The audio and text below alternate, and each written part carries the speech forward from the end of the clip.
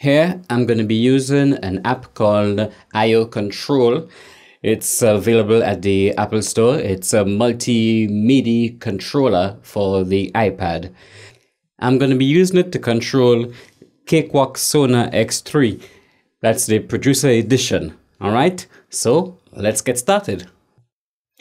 First, you make sure your computer with the DAW and your iPad is connected to the same wireless network. Right?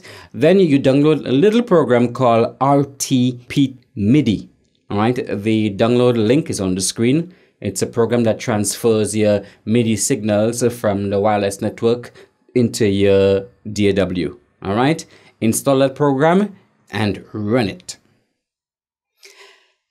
This is what the interface looks like. All right. First, you create a new session. You just give your session a name. Of course, you will remember. And over here, you'll see the name of your iPad, and it's connected. You can see your latency. It's what, 6 milliseconds? That's nothing. And here you can see the port number and of course the IP address of your connected network. All right. So we close that and we go and let's load up Cakewalk Sonar now. I'm working on a Royals remix and it goes a little something like this. I've never seen a diamond in the flesh. All right, now here I'm gonna go into my settings and make sure I select the same device of the session name I gave it in that little program. I select that as my MIDI device for both in and out. Okay, we okay this, and then I select my marquee controller. All right, I got 3 different options here in Sonar. There's the Marquee Control 1, there's Marquee Control C4, and the Marquee Control XT. I prefer the XT, it seems to be a lot more stable for me. Okay, now I'm going to close this, make sure Marquee Control XT is selected, and start the app on my iPad.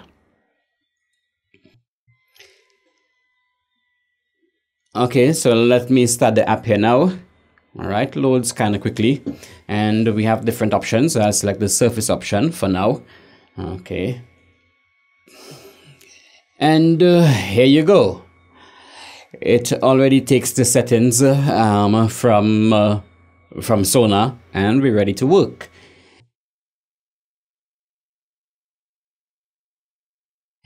Now on the app, make sure you select your DAW, your preferred DAW. You have different options, of course, whether it's Pro Tools, Logic, and if it's not listed, well, maybe you can select generic. That's like maybe for Nuendo or Cubase or the case may be.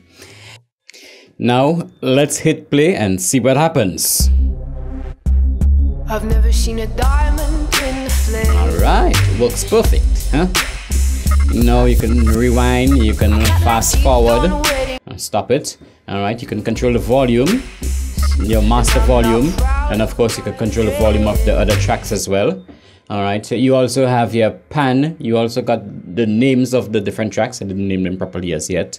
We also got, you can select the track, you can mute, you can solo, you can arm your track for recording.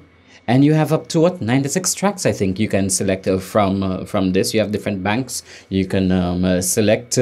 All right, let's select the next option. This is the big gigantic transport controller that I like. Big buttons. I go into my booth and I record from here. Okay. I've never seen a diamond in the flesh. All right, you can rewind, fast forward, go to different banks, different bars as well. You got your time code. You can change from beats to time code, and it's very, very accurate.